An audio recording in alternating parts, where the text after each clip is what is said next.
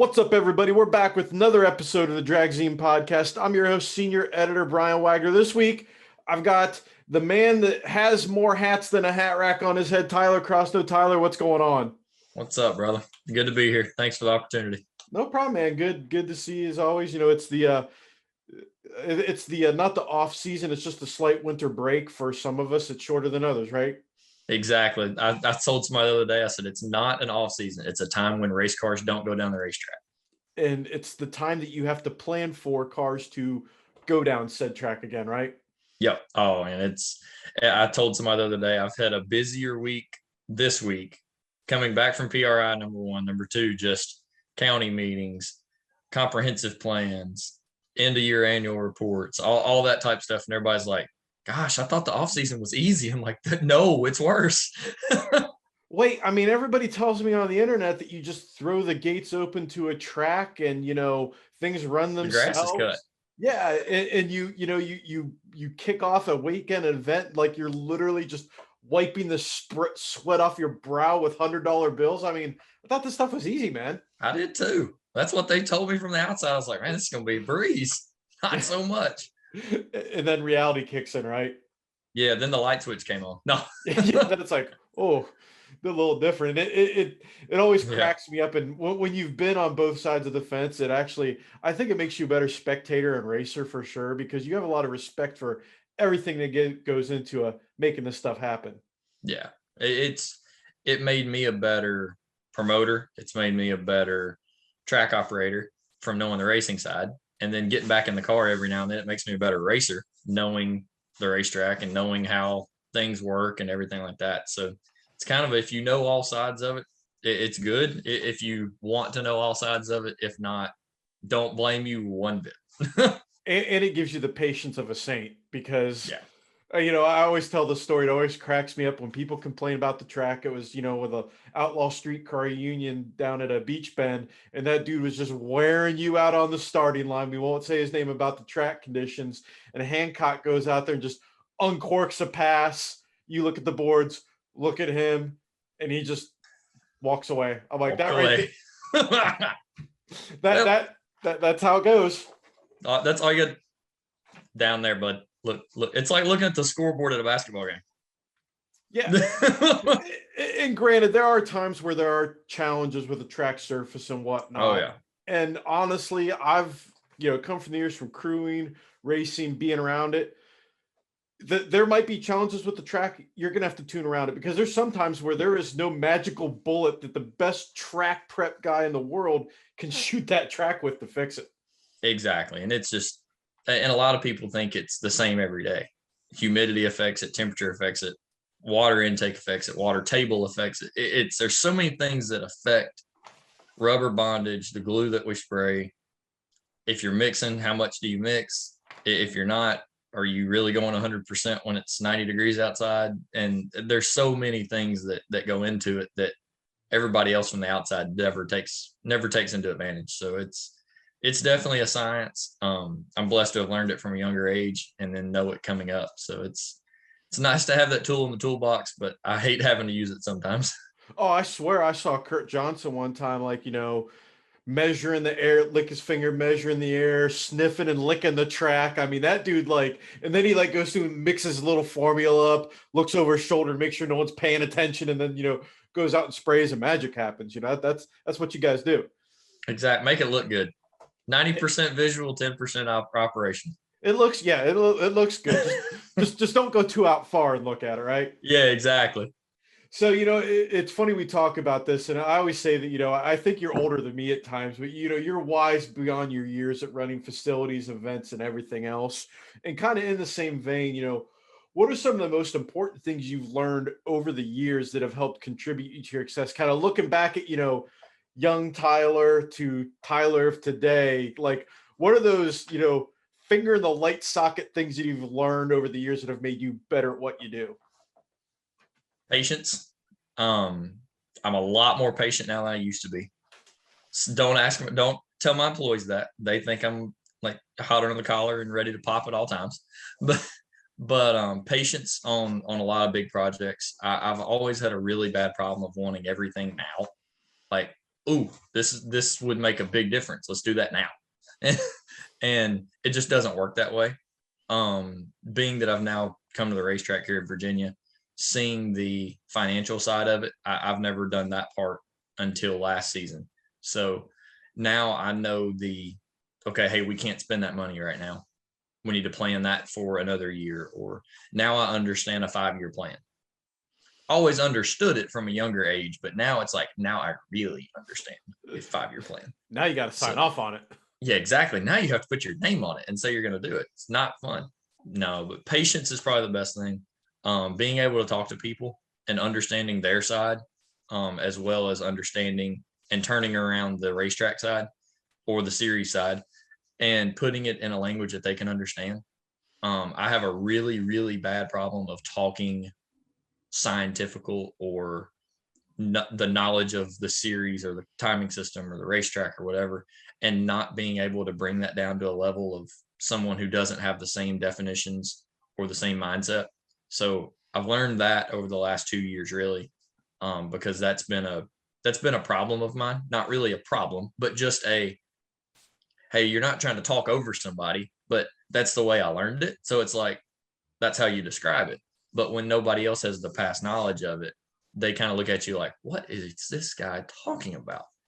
But being able to converse a really complex situation into something that's simple that everybody can understand, regardless of their amount of knowledge of the situation, that's been something that I've learned over the last few years. And then Tommy has really taught me a lot about running a business, really keeping employees, taking care of your people, number one. Number two, keeping the business side of the operations running, with not letting people get into overtime, really harnessing down certain things that keep an employee happy.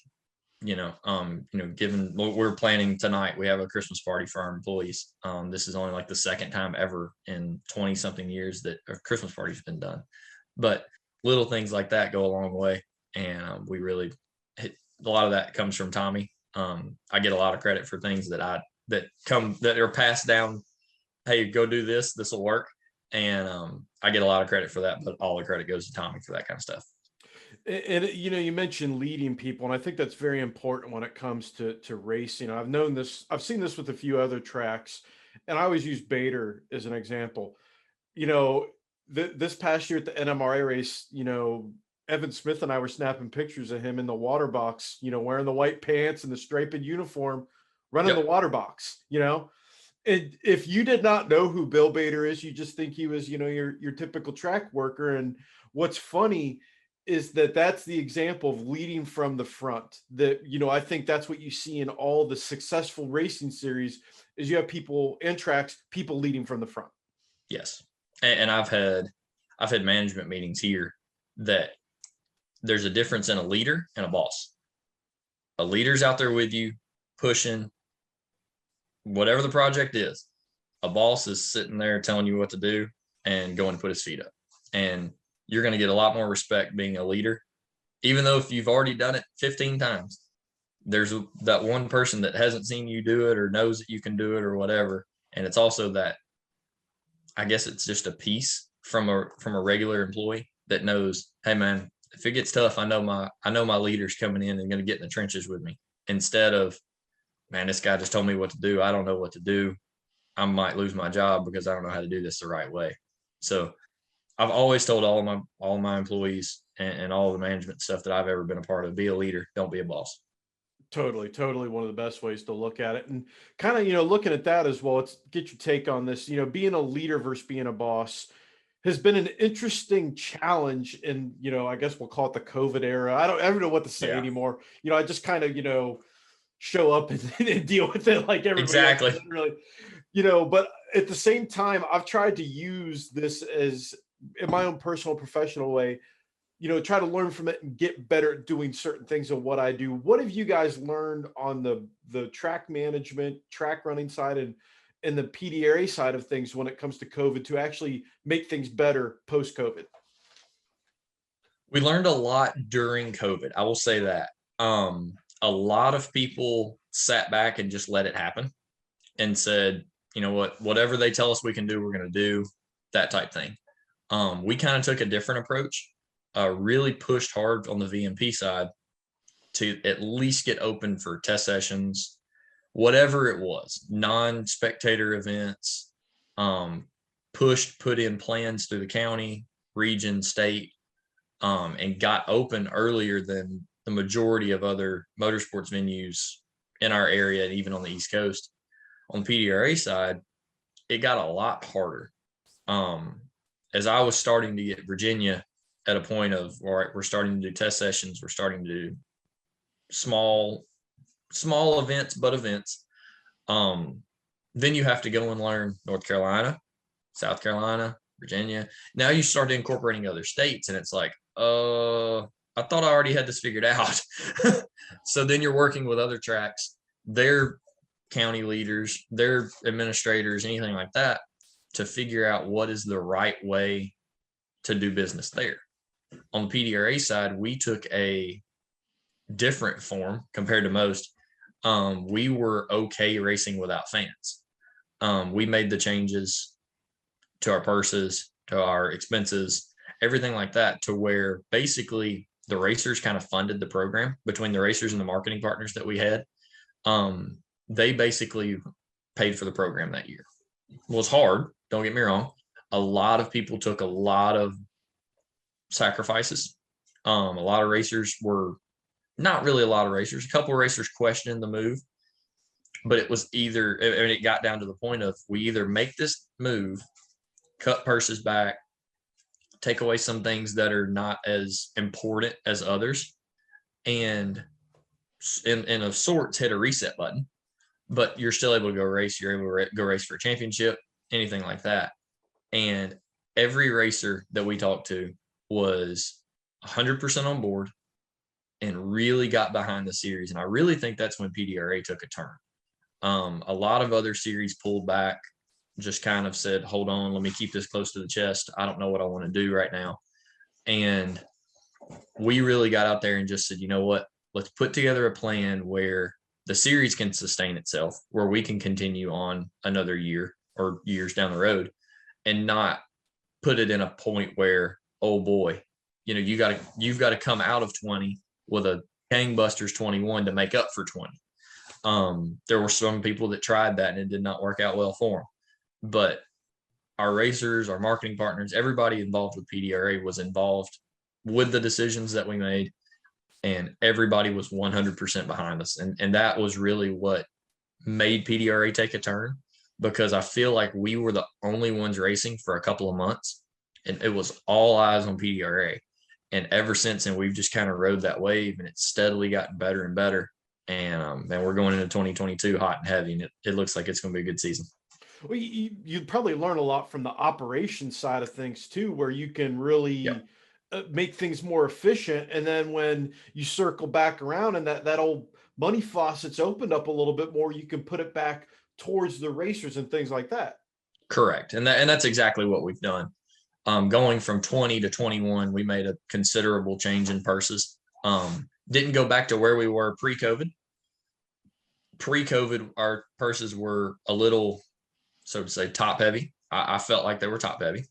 So we paid our purses, instead of putting that money right back on top, we realized that, hey, look, there's 16 cars that qualify. There's only one winner. So we paid that purse back just to qualify for Pro Nitrous Pro Boost. You get your entry fee and almost all of your testing fee back. So being able to, basically, you get free entry if you qualify. It's kind of a way, it's a play on words, so to speak. But to be able to put money in everybody's hands that qualifies in our Pro Nitrous Pro Boost divisions is very important to us.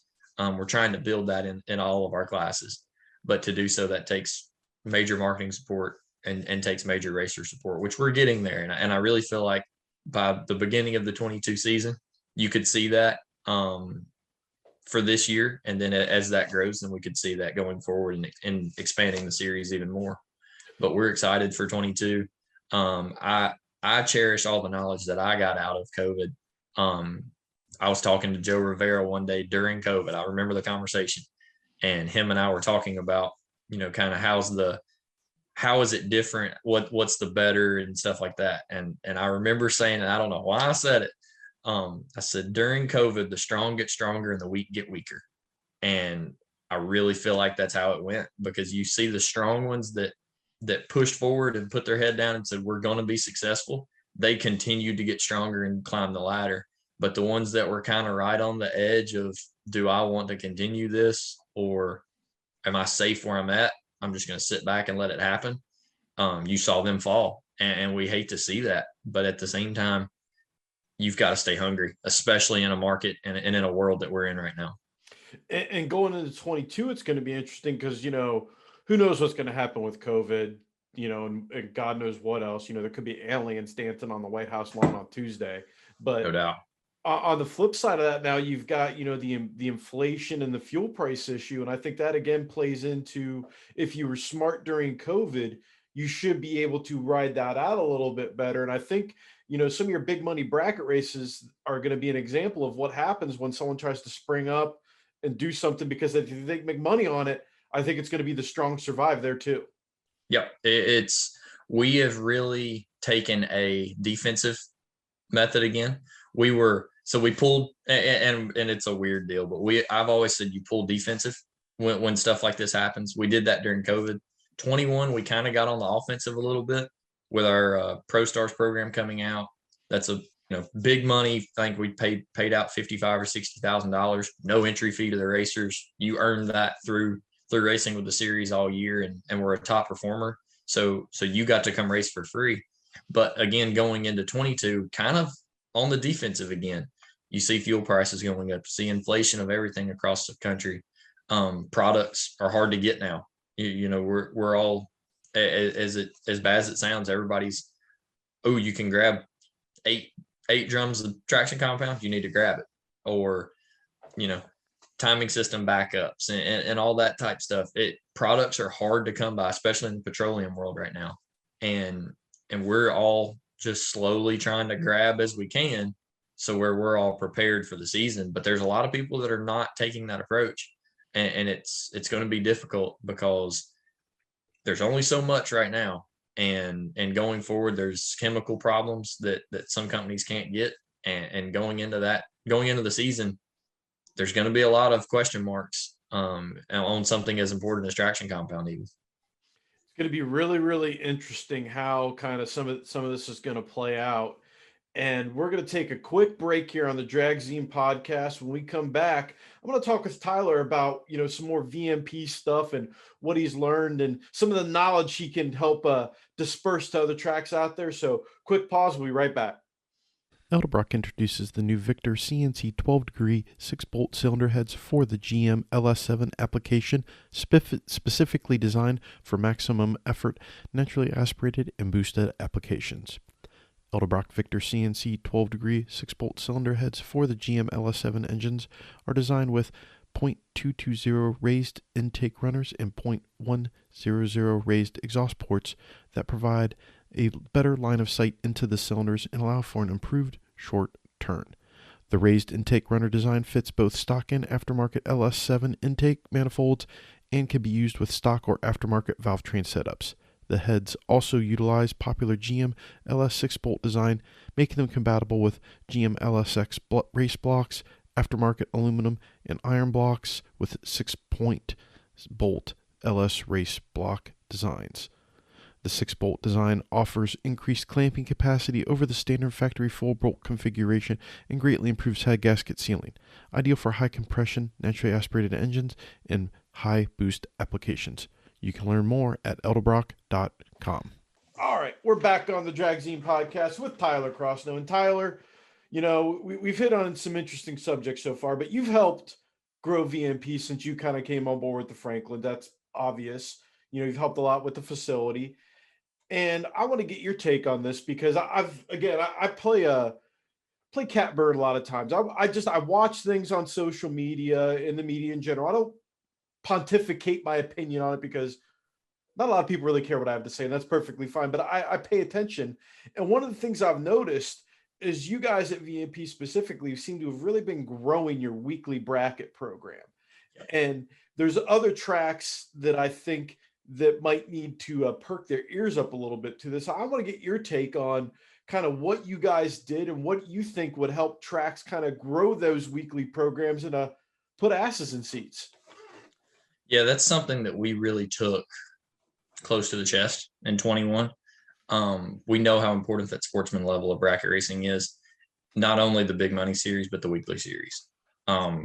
We started our triple threat bracket series last season. It's 3 races. Most of them were 3 days, hence the name triple threat. Big money series, but lower entry fee. Really gave our local stars somewhere to go that was not a long travel.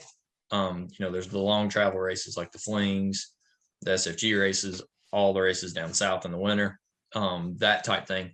And we really saw a void in our area of good, bigger money bracket racing, but paying it back good and a lower respectable entry fee. That's not possible with a promoter, because promoters going to have to come in and they're going to have to pay the racetrack something. So they have to be a little more expensive and things like that. So taking that product in-house, we were able to offer better round money and a cheaper entry fee than most of the promoter events, and really saw a lot of support on that. We did our first Mega Bucks race in July where we paid $75,000 to win at the main event, and we capped it at 400 entries. The race sold out before we got in, which was almost a shock. I expected it to be good, 100%. But to sell out the first race that we've ever done a pre-entry, I was just almost kind of astonished that people were ready to roll. They're excited on a brand new program. But that comes from the support and the dedication of our crew here. They do a great job. And then our continuous program for the VP Fuels ET bracket series that we have for our local points racers. And I can remember when I moved here, the racing was always good. There was, everybody got 2 time trials on Saturday. You came in, raced, and you ran till, 9, 10 o'clock at night. And now the program has seen so much growth. This season, we had over 300 entries multiple times on 2-day bracket races that we run for points. And to be able to add that in to a calendar that's jam packed, knowing that you're coming into a points race that a lot of people look at as that's an easy weekend. It's not an easy weekend when you got 300 cars in the parking lot. We don't allow double entries. We paid a very solid purse, but also a part of that, we in Super Pro and Foot Brake, we put a 80 car bonus program, I guess you would call it. If each class was separate from this. So if one did it, one didn't, it was all based on each individual's class participation. As long as there were over 80 entries, we added to the purse. Paid more money to winner, runner-up, semis, and round money. So everything got increased. Not a big jump, but it was enough. Our purse for Super Pro was $2,500. If you got over 80, it was $3,000 to win. So round money bumped. Everything bumped accordingly with that. We had, I think, 10 or 12 points races in 21, and every one of them was $3,000 to win for Super Pro. So we were over 80 entries every race. But by doing that, instead of going out on a limb and saying, hey, I'm going to pay $3,000 to win at every race, if you had weather, if you had an off weekend, if there was a scheduling conflict, you were protected a little bit. But at the same time, the racers saw that, hey, if we go support them, they support us. And that mindset really took going forward. And even on our Foot Brake side, we were over 80, I believe 70% of the events. So they all ran for, their original purse was $1,500 to win, then they ran for $2,000. So all of those racers did as well. And one thing that I've learned here that's completely different from where I grew up in Tennessee is that the junior dragster program here is absolutely huge. One of the first points races I ever worked, I was like, all right, we're going to call juniors and we're going to get Foot Brake moving, or Super Pro, or whoever the next class was, up to the lanes. Because I came from Memphis, West Tennessee, North Mississippi, where you had 5, 6, 10 juniors. You were packed. Woo, boy, I don't know if we can run 10, but we got them here. We'll do our best with them. And the first points race I ever worked here, there were 66 entries in junior dragster. Whoa. And that was at a points race. That's every weekend. Our worst crowd of the year was 42 entries in juniors. That's nuts. And the youth here they're eager. They love the sport. The parents are parents. Let's just be honest. But we have some good ones. And they're very dedicated to their kids. That's one thing that I will say. Some of them are overly passionate. That's the professional way to say that, in case anybody wonders. But they're that way because they want to see their kids succeed. And at the end of the day, a lot of people will get frustrated with junior parents. I'm one of them. I will get frustrated with people. I'm like, goodness gracious, like, come on now. We're out here to have fun. But they want to see their kids succeed, just like you would want to see your child succeed as well. So I love to see it. I love to see the sport growing from a youth standpoint. We just have had a couple of juniors come out, or just had one get into his dad's Super Pro car the last 2 races of the year because he's aged out of juniors, got him some seat time at the end of the year in a big car and did excellent. Kid has been a star in a junior drag. He won Eastern Conference Finals and jumped into his dad's Super Pro car and looks like he's been in it for years. So to see the youth of the sport growing in the family manner is great. And then now we just have to continue to have their back, push them forward. And some of the older guys don't need to beat up on them so bad. Let the young guns win a little bit every now and then. I think it's interesting that you mentioned that you guys kind of the way that you structured those purses and paying it back further, and you see direct growth on that. And I've noticed here locally, some of the tracks have paid a little bit more. They're running a tighter program, and people are. It seems like they're staying more local to race, and they're only going to some of the bigger events. Because let's be real here, you can spit and hit, a 20K bracket race just about anywhere in the country these days, which is awesome for bracket racers. But you're choking out the feeder line at the local level, and that's a problem. So I think it's good, and I think it's important to see local, the local tracks, doing that. I've heard rumors that Norwalk has had upwards of 500 people for their point series, which that's insane. Crazy. It's crazy. I've seen it. But it is true. All right, so that is Tyler verified. That 500 is true. Cars, and if you've never they get it done. I was gonna say, if you've ever been to an event at Summit Motorsports Park, you'd understand why, because it doesn't matter what's going on there. There are cars going down the track. Doesn't matter. They are firing them down the track. Sort of like Jason Miller at the World Cup. It's like one in the box, one in the chamber, one at the top end, lather, rinse, repeat until there are no cars left. Until it's all over. And that's the hardest thing that you have at times is you have to train racers. And if you give them a point of, hey, that guy in the burnout box didn't tell me to do a burnout. Well, we just burned 5 seconds.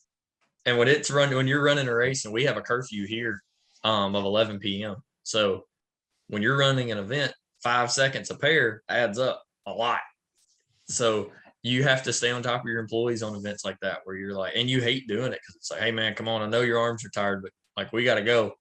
And they will. I mean, they'll hustle it through, and racers bring them back to the lanes and cool them and fuel them in the lanes, boys. Let's roll. And they will. They'll do it.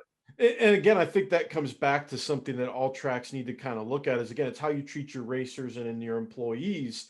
That if you're fair to everybody, you do things right, they will respond to these expedited racing situations accordingly. Correct. It's like, I'm training a puppy right now. You got to set the expectation and let them know what's up. Yep. Otherwise they try to bite you. Exactly. And they will bite hard. Yes. And, I could say it from a racer's point of view and a crew member's point of view, because before I knew any better, I was one of those guys. And then once you kind of get educated on it real quick, you're like, all right, cool. Let's dial it back. Let's be a little bit more respectful. And you learn and you grow and you make everybody's life easier. You do. And I've taken a little bit of a different approach at times to events, because when somebody goes to work or somebody goes to their business, the one thing that is common across a workplace is structure. And everybody out there wants structure. They can say they don't. They can say they want a circus, and they can say they want whatever happens. But at the end of the day, they want to know when they're going to run. They want to know when the pro show or the faster class, the premier class is going to run. And they want to know when they can get there and want to know when they can go home. But the most importantly, they want to know when they can go eat. Let's just be honest. And to be able to give that to people like from the start, say, hey, look, here's the schedule. Here it is. Boom. This is the day's plan. And by being able to be upfront about that with racers and with fans seems to go a long way, because people like and enjoy structure. They want to know what's going on. See, Tyler, that's right in my wheelhouse. You and I could go into business together selling tracks on this idea. We're going to call it the 3 Ps program: payouts, prep, and program. You do those 3 things. It doesn't matter if you're running swamp buggies in Florida or snowmobiles in North Michigan. You do those 3 things, racers are going to be happy. Exactly. It's very simple. Sometimes the KISS method works. Yeah. Just that, that's, I've seen it at, at Memphis at the Outlaw Streetcar Union, bracket guys making hits when it's snowing. They don't care. The track is there. It's safe.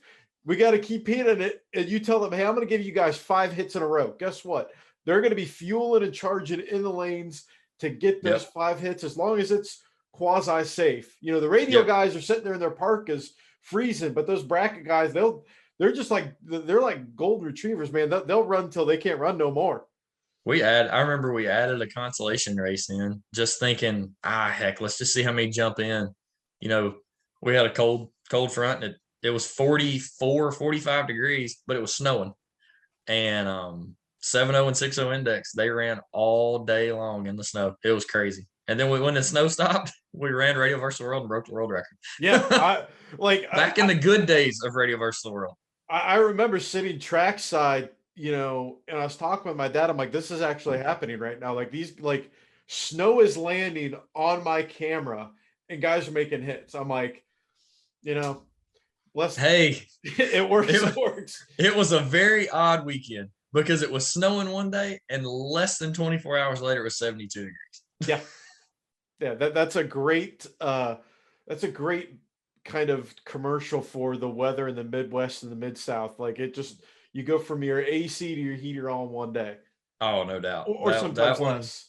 That one was definitely the race that probably, I want to say probably catapulted my career. Just for the fact that there was so much, like y'all did what? And then it just steadily went from there. But looking back on it now, you go, God, that was stupid. Like, but it was one of those deals where, man, it was fun. We had a good time. Nobody got hurt.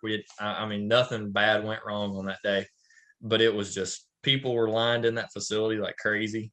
And man, we went fast. Ooh, boy, did we go fast. Speaking of going fast, let's talk about the PDRA Super Street class. Let's first set the stage. Why don't you tell our listeners and viewers what the PDRA Super Street 28-inch class is all about? What it is, the whole deal. So PDRA is now debuted a 28-inch slick tire class. Last season we debuted Pro Street, which was 33-10.5, kind of basically old Outlaw 10.5. Gave it a new name, gave it some new life, tried to kind of shake things up a little bit. Class had thrown on radials and kind of gotten away from the slick. We tried that at PDRA, and with so many big tire pro mods, top sportsman, top dragster, the radial prep just did not fit. We were either helping a class, but we were screwing 2 others. So it was not a good fit for us. And we sat back in the off season and said, man, let's bring back 33-10.5 racing, because that was exciting back in the day when it was slicks only bars, the whole rule book. And we brought that back and really had some strong racing, some impressive side-by-side racing. Car counts grew all year long, and really looking forward to seeing that same program growing again. In the same breath, we also saw a void for 28-inch slick tire racing. Back when I was younger, Orska Limited Street, Orska Easy Street, those days, the Super Street kind of name fits the Pro Street name. We were kind of fighting back and forth on what's the name going to be, but with Pro Street being 33s, it was like, it fits. Just like don't make this as hard. Don't make this harder than what it really is. So we introduced Super Street at the PRI show last week. The rule book is actually coming out probably later today or early next week. And it's going to be basically kind of a morph of X275 and Ultra Street on a 28-inch slick. No bars, and pretty much it. It's pretty fun. It's going to be a good time. And I think that to me is a super smart move, because Chad Reynolds and Brian Load started beating this drum a while ago, and then I joined the chorus that radial racing is awesome. It's awesome to go fast, but here it comes. But it's a big but too. But the radial prep and the time it takes is problematic, and here's why. And some people would nail me to the cross about this. It's not spectator friendly. You're not going to sell me on it. After seeing what you guys did at the PDRA race at Norwalk, being around radial racing, being around slick tire racing, hearing the comments from people that, every time I turn on the live feed, there's a tractor going on the track. That's not what people want to see. No. We'll use the NHRA as an example. Fair to say, pretty much all slick tire cars. Yeah. The longest shuffle I've seen them do is a 15-minute shuffle, scraping both lanes, prepping on a hot day. That's it. And then they run for hours. Yep. Hours with an H. Watching what you guys did up there, running for hours with an H. If there was not oil or fluid on the track, cars were going down it. And I think bringing your X275 Ultra Street style cars into that mix is what it gives guys the ability to use their cars more, period. Correct. It gives guys a place to race. And there's a lot of guys that are tired of watching a tractor. 100%. I was the one riding the tractor for a lot of years. So it's really funny for a lot of people to go, man, you were that guy. And I'm like, yeah. And I grew up and used my head, because you sit there from the tractor seat and watch it. And, you watch these people that paid $20 a head to get in and watch this drag race. And as soon as I look in the grandstands, it's like, they're gone because they see a tractor.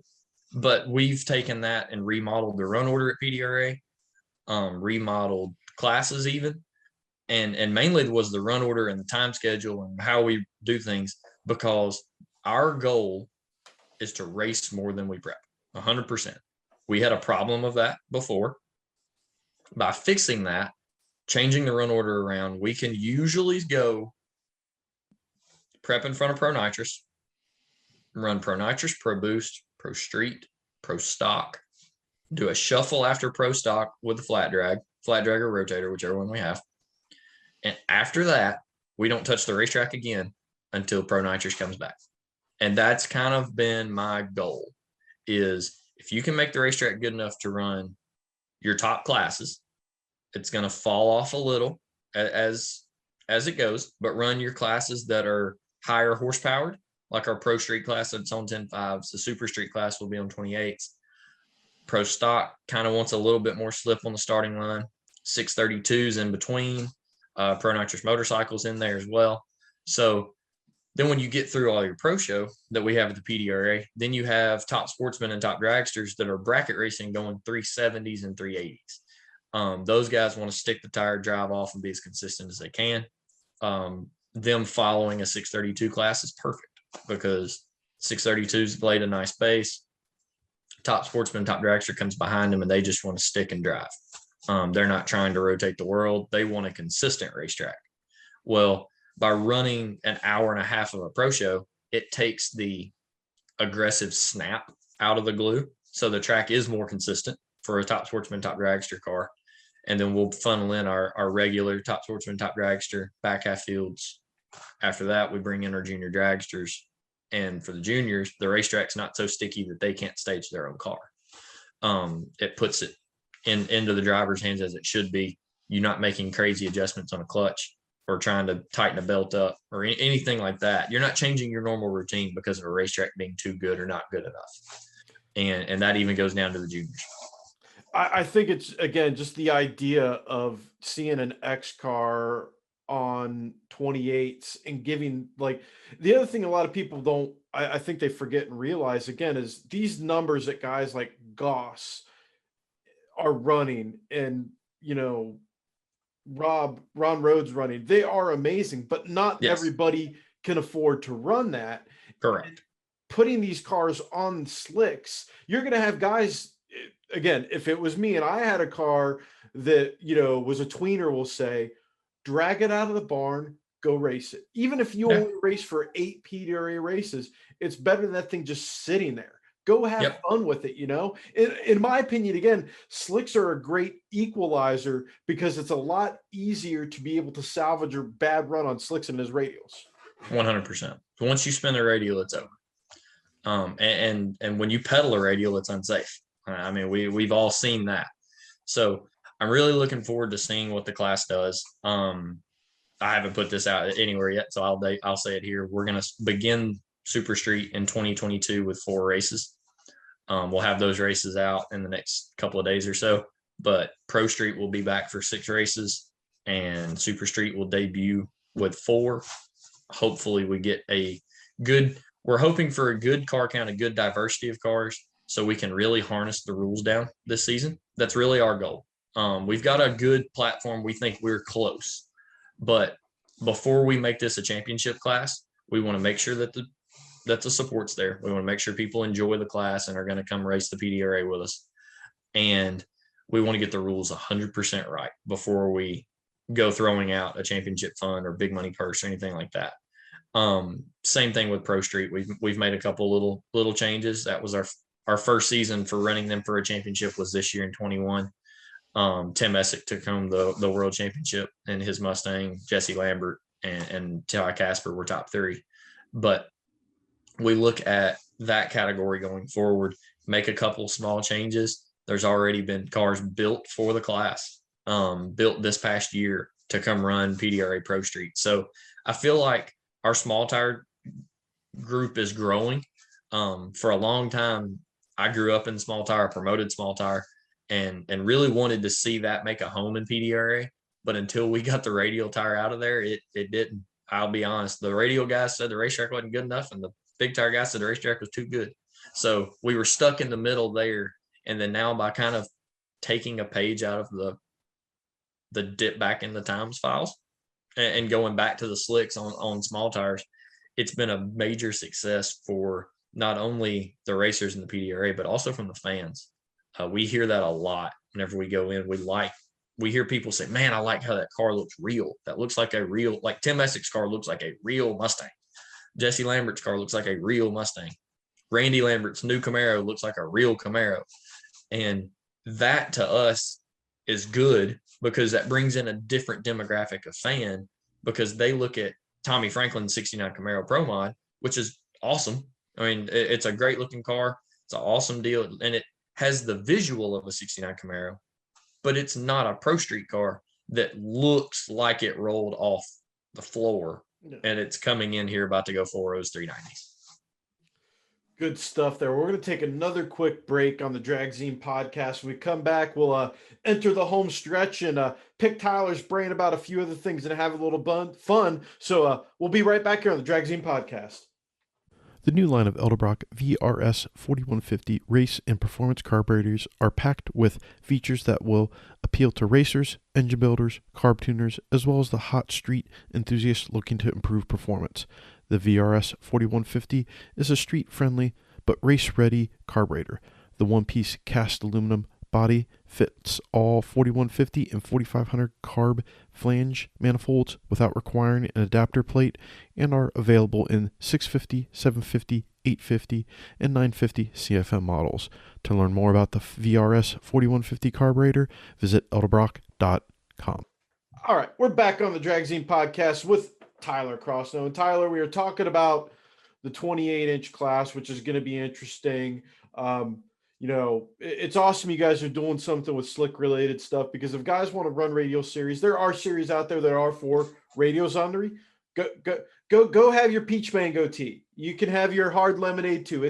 We got all the flavors in the drag racing world these days, which is awesome, which is what I love.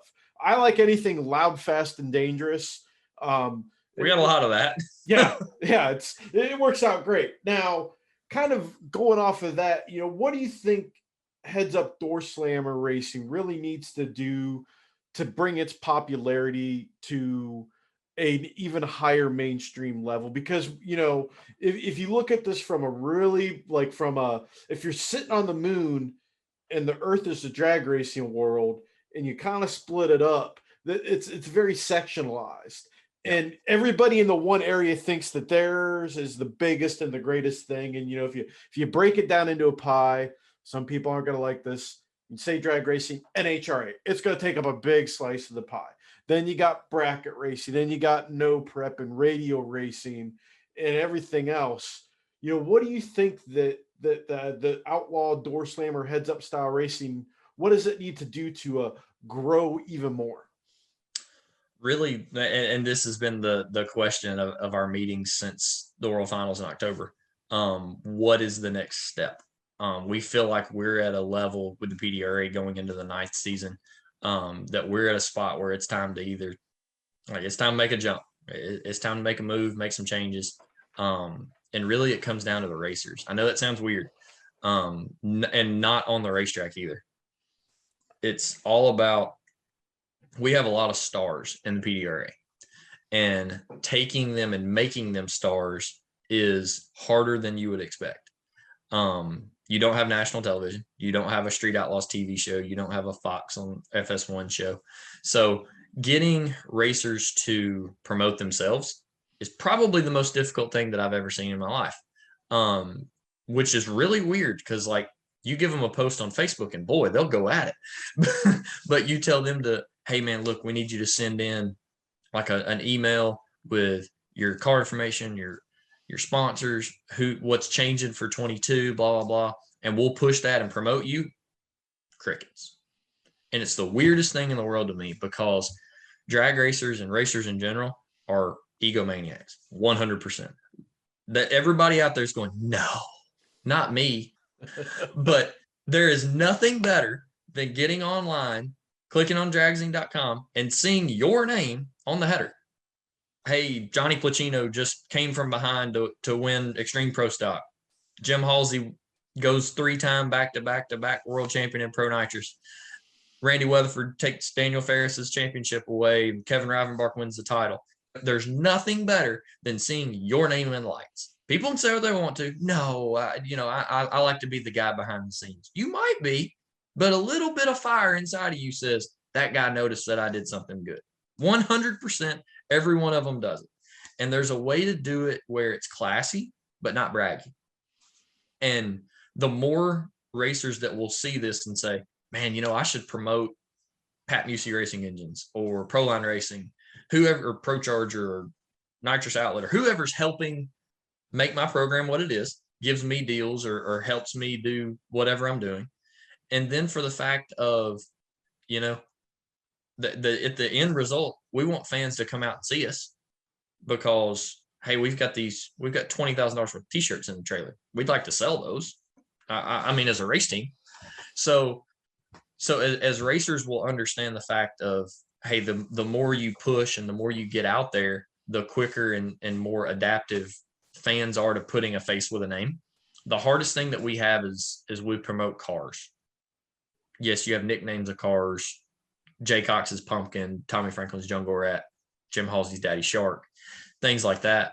But that's cool. But at the same time, that's not relatable. A nickname is cool for a car. It was awesome back in the day, and it's awesome now.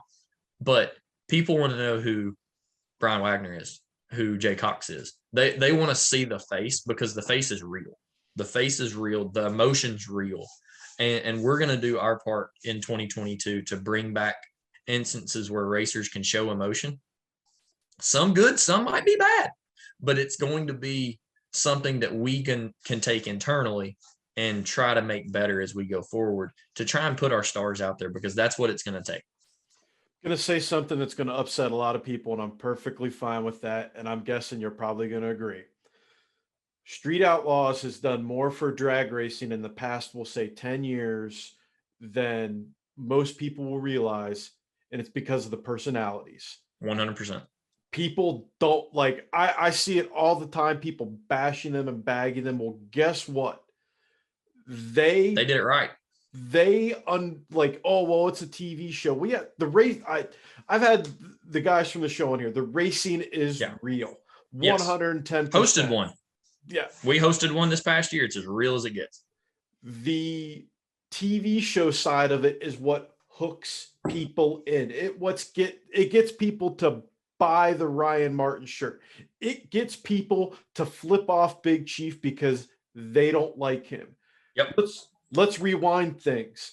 Back in the day, you know, when people glorify what happened in the 60s and 70s in drag racing and stands were packed. Well, that was a different time before, you know, we had cell phones and instant gratification. But guess what? People were fans of the Snake, the Mongoose, Cha-Cha. They loved or hated Connie Coletta. Yep. Racers, hear me. Use this to your advantage. Don't be hateful of the Street Outlaws. Take a page out of their book. Learn to use it in your favor. Exactly. I mean, seriously, it's, you know, they've done it better than anybody. PRI, people are like, oh, what's just a big glorified deal for these guys? Well, guess what? That's because they have figured out how to market themselves to non-racing fans to suck them in. I'm just going to put this out there. You could do it too. Do you have to be outlandish and crazy? No. Be yourself. Be relatable. Talk to this guy, Tyler, that, you know, that they're trying to help push your brand. It drives me insane. It does. Yeah. It really, really does. And you watch Street Outlaws and you can really see it. If you watch the show, don't watch the racing, watch the show. You can see what they've built. You can tell that Ryan Martin's the pretty boy that all the ladies are going to like. So now you've pulled in a female crowd. Lizzie Musey's the pretty face that goes out there and kicks Ryan Martin's butt a lot. Well, now you've got that. You got Kai, you got that pulls in with Lizzie. Then you've got Chuck, that's kind of the loudmouth guy that, you know, I just don't like anybody, but that's my role. Sean's kind of the OG, sits back, been there for forever, that kind of program. But you see that and you hear it. So when we hosted in No Prep Kings here, it was amazing to sit back and listen to the crowd when two cars pulled out.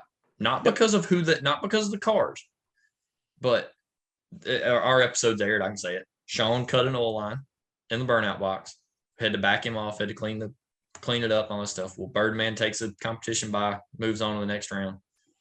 We backed Sean's car off and pushed him down the chase road in front of the grandstands. I've never heard a crowd like that. Not that it's bad, not that it's good, anything like that, but the crowd flat out exploded. Not because Sean won the round, but because Sean was driving in front of him and waving at him. It wasn't anything about performance on the racetrack. It wasn't what happened with him cutting the oil line. They flat out love the guy.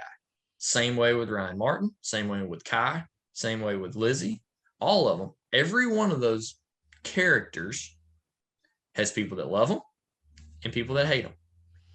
And that is one thing that they've done right, is no matter if you like the show, dislike the show, say it's not real racing, say it's fake, whatever, I can just about guarantee you on Monday night, you've clicked it on for at least 10 minutes. You may not watch the entire episode. You may not tune in for the whole deal, but you've clicked it on just to see what's going on.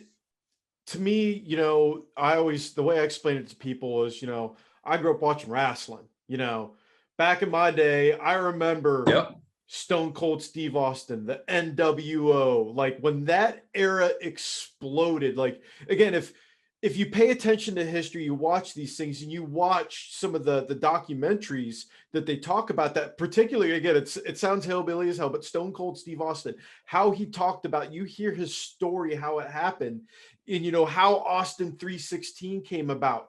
There is no reason why I'm going to pick on Jay Cox for this instance, because perfect. It's a good one to pick on, because guess what?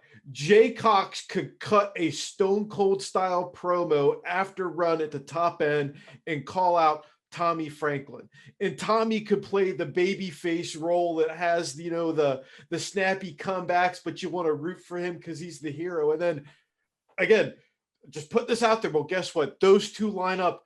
The crowd goes insane because it's the good guy versus the bad guy.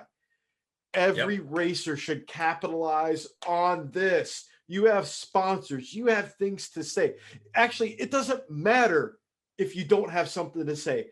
Say something about the run. Put a soundbite out there. It's going to make a difference. It just, as you can tell, I'm passionate about this because I'm sure you see it too. You see that fruit just sitting there and no one's grabbing it. Come on, man. It is. And it's so, and it doesn't take national television to do it. Absolutely not. Let's be honest. There's everybody's world right now is hustle and bustle. 100%. You're not sitting, there's not many people that are sitting down for hours at a time watching cable television. It just doesn't happen. Now, if you might have it on, but you're not paying attention to it for hours at a time. You're on YouTube, Netflix, listening to music, right, whatever you're doing. But YouTube is a hot commodity right now. And we've really kind of taken an initiative to, we're going to try to build a PDRA YouTube program because we feel like that we can take action on the racetrack, top end interviews, pit interviews, same program that you're talking. Jay Cox is going to run his mouth. It's just a matter of time. Just put a camera in his face and let it hang out. Just let it hang out. He'll dodge it for a little while, but he'll slip. Let's just be honest. Jay likes to talk.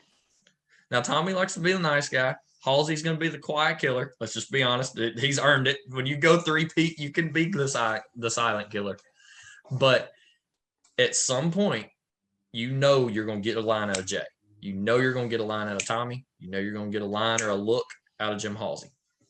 Well, you've just built a 3-minute video just with little grabs here and there, a little bit of action on the racetrack, action in the pits. You've built a 3-minute video of 3 terrors and pro nitros. I don't know. But then that goes on YouTube and it just slowly starts building. And we really feel like that's something that we've not done in the past, 100%. But we also have taken the time to fix our own track problems, some internal problems, getting everything right so we have the steps going forward that when we implement these plans, we can execute. In the past, I don't feel like we could have done that. And what's interesting on that is, being in where I'm at and kind of seeing the things I've seen when Flow Racing came on the scene and they brought in the speed video. Full disclosure, I used to work for Speed Video. They were part of our company. They came in and I knew who Flow was because of their dirt track racing stuff. Yes. I got excited because I was watching what they did and knew what they could potentially bring. Because if you watch like their little mini documentaries, like where they cover all of Indiana Sprint Week. And when I was talking about, I was like, you guys, you have a target rich environment in the drag racing world. They had to take their first year to start figuring out, how are they going to attack this new entity? But they listened, and you look at like what they did with Roger Holder. They were following him at one of Duck's races when he put that car into low orbit. They put together a 25-minute show about him. They are picking that up too. And this is where, to kind of go with what the PDRA is doing, I think what you're going to be able to see now is a tie between that, the live stream service and all of this coming together to start creating this awesome platform that racers can be exposed more on a much bigger scale that doesn't require cable TV. Correct. And that's, let's be honest, we've all looked at cable TV. Hey, what's this cost? Let's just look it up. Yeah, it's got a lot of commas in it. Yeah. And that's not something that a regular racing series or a racetrack or anything like that can handle. It doesn't make financial sense, but you look at a platform like a YouTube that can catapult you to possibly a platform like a Netflix. How many people out there right now have Netflix? A lot. There's a lot going on, and I due to if I said it, I would probably be shot and killed. So I got to keep it close to the vest. But I will say that there are a lot of potential opportunities currently being moved in the drag racing world and looked at for your Netflix, your Amazon, your Hulu.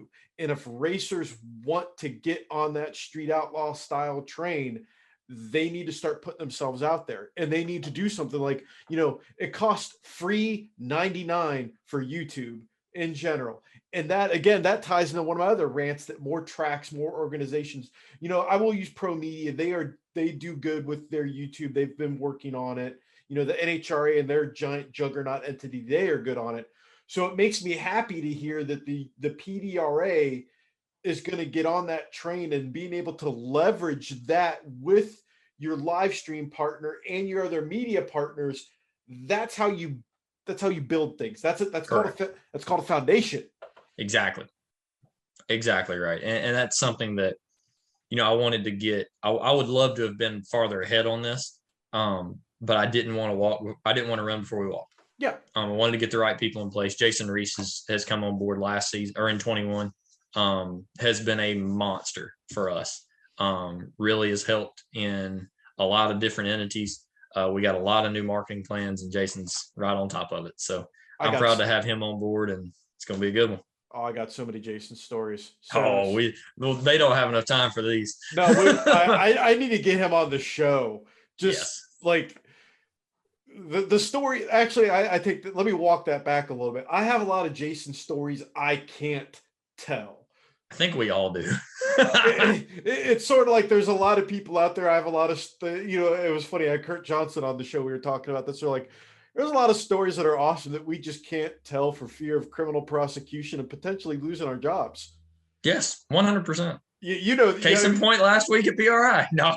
Yeah. Oh yeah. There's a lot of stuff where you just, just turn your head, be like, well, I'm going to pretend I didn't see that. Just got to keep rolling on down the road. Exactly right. Well, Tyler, no one ever escapes the Dragzine Podcast question of fun. And I've thrown all kinds of fun stuff at people. And, a lot of people tend to forget that you've spent a little time behind the wheel and whatnot. And, you learn that you can't do everything. And sometimes, driving's got to take the side seat. You got to, long story short, it sucks being an adult, right? It does. So here's what I'm going to do for you. Here's the question. Okay. You don't have to be an adult anymore.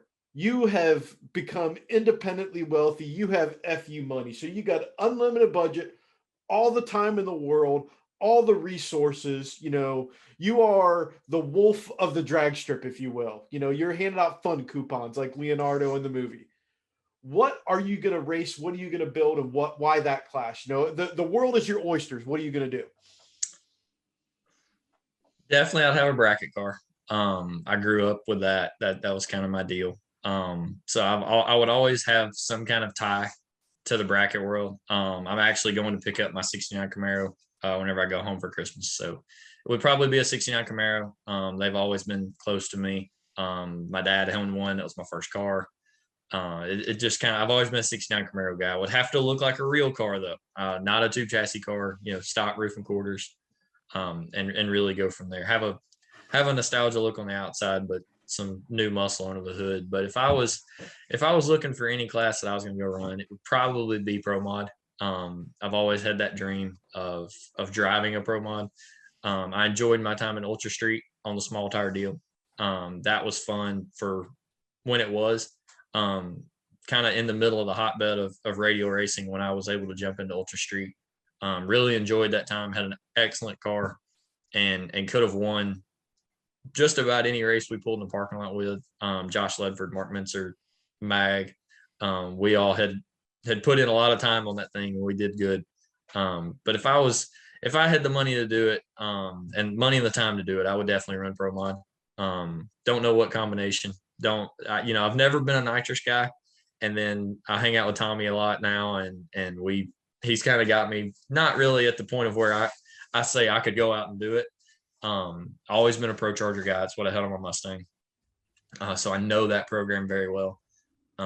Just familiar, safe, you know that program. So when you know something, it's a little bit easier to take in. But definitely if I had the money and the time to do it, I would love to campaign a Pro Mod at some point in my life. I tell people all the time, if I was going to had that same scenario, I'd build a Pro Mod because you could spit and hit a Pro Mod race pretty much anywhere. Pick your part of the country. What do you want to race? It's the best way to get laps in. Yep, for sure. You go race the PDRA or the baddest pro mod racers on the planet race. Come on now. There you go. Well, Tyler, our time here is coming to an end, and I like to give my guests their opportunity to thank everybody they need to thank and channel their inner John Force and just put all that out there. So the floor is yours, my friend. Tell people where they can learn more, what you got going on, who you need to thank, and whatever else you got to say. So take it away. Yep. First off, I got to say thank you to my family. They've always had my back, as much as racing confuses most of my family. They've always watched me follow my dreams and push me to do so. Same with Tommy and Judy Franklin, Amber and Ashley both. They've always, ever since I met them 4 years ago, they've put me first, and why they picked me, I don't know. But I'm blessed to have them in my corner, to learn from them and to move forward with all the projects that we have. All our marketing partners at Virginia Motorsports Park and the PDRA series, check them all out on both of our websites. We both have our 2022 schedules up as well, along with all of our employees and all of our teams. I've got 2 awesome programs, great employees, great people. They love racing. They love the racers themselves and everybody involved. So thank you to all of everybody in my corner. I'm not going to name names, because if I do, I'm going to forget somebody and somebody's going to be mad at me. Check out racevmp.com and PDRA660.com for all information on Virginia Motorsports Park and the PDRA series. There you have it. I got to thank my sponsors, of course, Performance Distributors, Airflow Research, ProCharger, Holley, MSD, Flowmaster, Mosier Engineering, Comp Cams, Elderbrock, Fuel Air Spark Technology, Manley, JE Pistons, and Dart. Tyler, thank you so much for coming on the show. Great way to end the year out. I'm excited to get my project cars running so I can come be in the staging lanes and yelling at you that the ice isn't cold enough at the concession stand and that it's just not warm enough outside and my dog crapped in my pit space and that's your fault. You need to fix it. Can't wait. That's right. Come on. The typical fun stuff, right? All exactly. Seriousness, Tyler, thank you so much. I look forward to seeing you next year. Thanks, Brian. Thanks for the opportunity. Everybody have a Merry Christmas and Happy New Year.